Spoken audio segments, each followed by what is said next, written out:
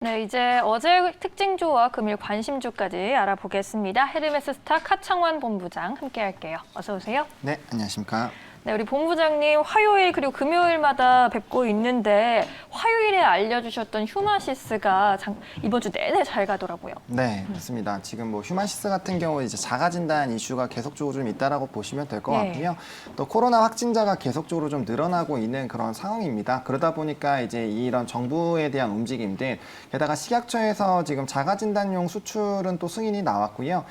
게다가 또 이제 국내에서도 지금 IRB를 해놓은 상황이고 그 결과치가 나오면 이제 국내에 또 진행이 될 예정이기 때문에 지금 어떻게 보면 SD 바이오 센서 이제 비상장 종목과 더불어서 좀 가장 빠르다라고 보시면 될 것 같습니다. 그래서 이제 자가 진단 쪽에서는 좀 대장 역할을 하고 있다라고 보시면 좋을 것 같고요.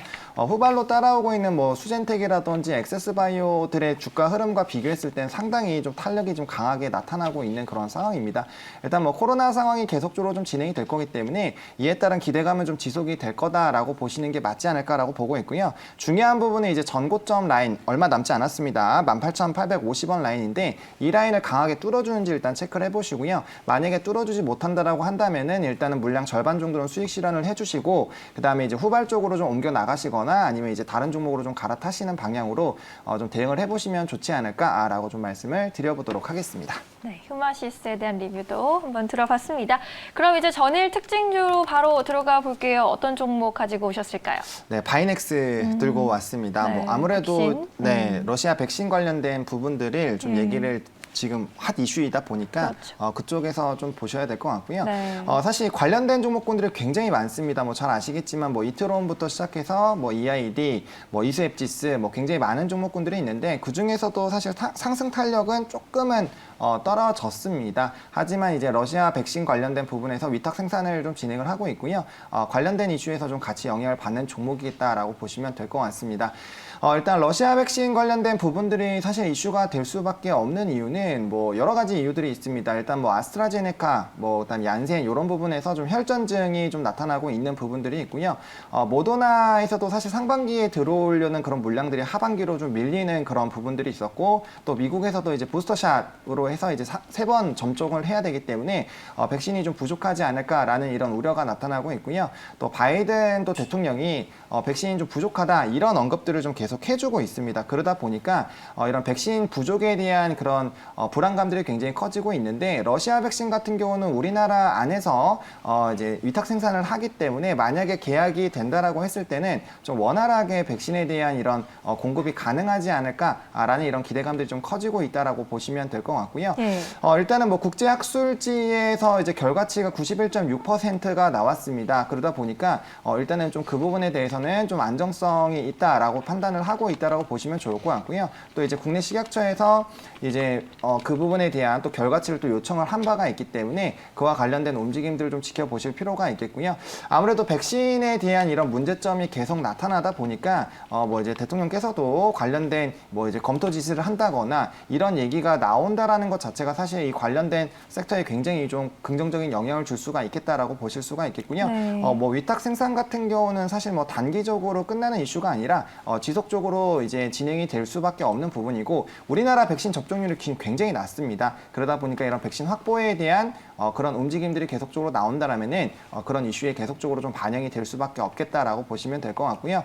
또 바이넥스 같은 경우 또 CMO 쪽 관련해서 굉장히 좀 기대가 되고 있습니다. 일단 CMO 관련된 섹터 자체가 계속적으로 성장을 할 것으로 좀 예상이 되고 있는 그런 상황이고요. 그렇기 때문에 이제 CMO 관련된 종목군들이 대부분 좀 증설에 대한 움직임들이 나타나고 있습니다. 아무래도 증설을 한다라는 것 자체가 앞으로의 캐파가 늘어난다라는 거고 그 자체는 이 산업이 지속적으로 성장을 하고 있다라고 보시면 될 것 같습니다. 그러다 보니까 이번에 이런 단기적인 이슈뿐만 아니라 중장기적으로 이런 CMO 관련된 시장에서 기대가 된다라고 보시면 좋을 것 같고요. 뭐 이제 바이넥스 같은 경우 관련된 부분에서 좀 독보적인 위치를 또 가지고 있다라고 보실 수가 있기 때문에 이런 부분에서 좀 관심을 가져보시면 괜찮지 않을까라고 말씀을 좀 드려보도록 하겠습니다. 네, 이 백신 관련주에 대한 관심은 계속 가져갈 수밖에 없을 것 같네요. 그 안에서 바이넥스 점검해봤습니다. 그럼 이제 금요일인데요. 오늘장 국내 증시 관심주는 어떤 걸로 보는 게 좋을까요? 네, 오늘은 두산인프라코어를 좀 오. 보시면 괜찮지 않을까라고 네. 말씀을 좀 드려보도록 하겠습니다. 뭐 사실 이제 전거래일에도 이 건설기계 관련된 종목군들이 좀 강한 시세를 좀 나타냈는데요. 이러한 흐름들은 이제 뭐 이미 좀 올라왔다라고 생각을 하실 수도 있지만 저는 이러한 흐름들이 좀 지속이 되지 않을까라고 보고 있는 그런 상황입니다. 일단 건설기계에 대한 수주가 굉장히 좀 많이 나오고 있는데요. 일단은 뭐 두산인프라코어 같은 경우도 마찬가지고 현대건설기계도 마찬가지인데 최근 뭐 2월, 3월 달에 이런 판매됐던 그런 비중이 작년과 비교했을 때 정말 엄청나게 크게 확대가 되고 있고요. 뭐 거의 역대 최대 판매가 나타나고 있습니다. 그러니까 판매가 나온다라는 것 자체가 사실 이에 따른 좀 수요가 많이 늘어난다라고 보실 수가 있겠고요. 수요가 많이 늘어난다라는 것 자체는 자연스럽게 좀 업황이 좋을 수밖에 없다라고 보시는 게 맞지 않을까라고 말씀을 좀 드리도록 하겠습니다. 일단은 이 건설기계 쪽으로 굉장히 긍정적인 흐름으로 갈 수밖에 없는 요인은 뭐 여러 가지가 있는데 일단은 중국과 미국의 인프라 투자입니다.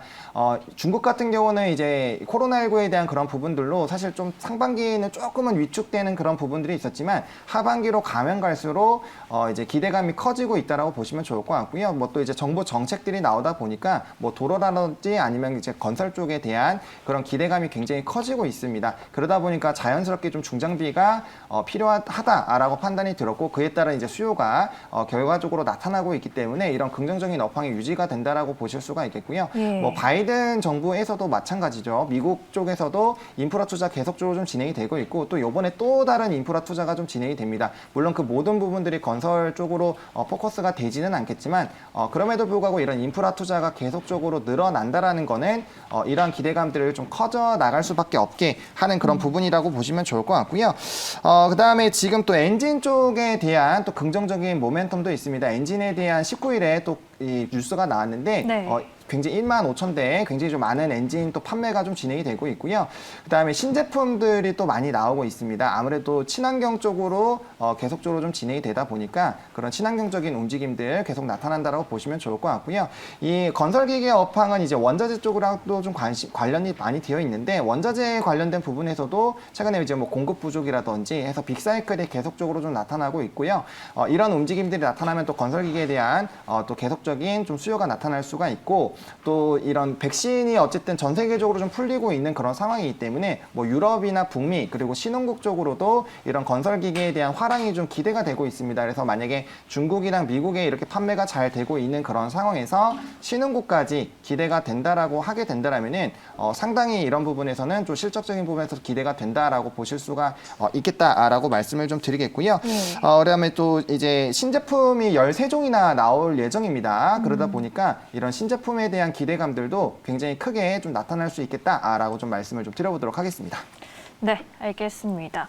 그러면 이제 마지막으로 간략하게 오늘 일정 전략도 좀 들어볼게요. 네, 일단은 뭐 오늘장 같은 경우는 뭐 건설이나 이제 기후 협약 관련된 기후 회의 관련된 부분들에 대해서 좀 긍정적인 모멘텀이 나올 수가 있고요.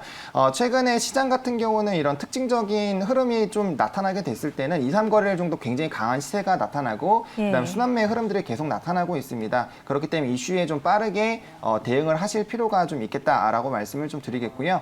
트레이딩 관점은 여전히 좀 단기적인 관점으로 좀 접근하시는 게 좋고요. 그 부분에서 좀 이제 중장기로 바뀌게 될 시점은 이제 공매도가 곧 나타날 예정이기 때문에 공매도에 대한 그런 흐름들을 좀 보실 필요도 있고요. 또 지수의 흐름들도 이제 코스피 같은 경우 특히나 이제 상단 부분을 좀 돌파해주는 그런 부분들이 나와줘야 그때부터는 좀 중장기적인 관점으로 보시는 게 맞지 않을까라고 말씀을 좀 드리겠고요. 어쨌든 시장이 굉장히 좀 빠르게 변동이 되고 있기 때문에 이런 시장의 흐름에 굉장히 좀 발맞춰서 좀 진행을 할 필요가 있고 현금에 대한 그런 움직임이 계속 필요하기 때문에 트레이딩은 굉장히 짧게 해주시는 것이 좀 이런 리스크 대응이나 아니면 이슈에 따라서 움직이기에는 굉장히 좀 좋을 방법이겠다라고 좀 정리를 드려보도록 하겠습니다. 네, 오늘 본부장님 말씀 여기까지 들어야 할 것 같습니다. 오늘도 명쾌한 설명 고맙습니다. 네, 감사합니다.